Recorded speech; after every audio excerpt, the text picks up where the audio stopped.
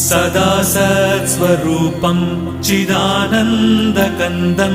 जगत्सम्भवस्थानसंहारहेतुं स्वभक्तेच्छया मानुषं दर्शयन्तम् नमामीश्वरं सद्गुरुं साईनाथं नमामीश्वरं सद्गुरुं साईनाथम् भवध्वान्तविध्वंसमार्ताण्डमीड्यं मनोवागतीतं मुनिर्ध्यानगम्यं जगद्व्यापकं निर्मलं निर्गुणं त्वां नमामीश्वरं सद्गुरुं साईनाथं नमामीश्वरं सद्गुरुं साईनाथम् भवाम्बोधिमग्नार्दितानां जनानां स्वपादाश्रितानां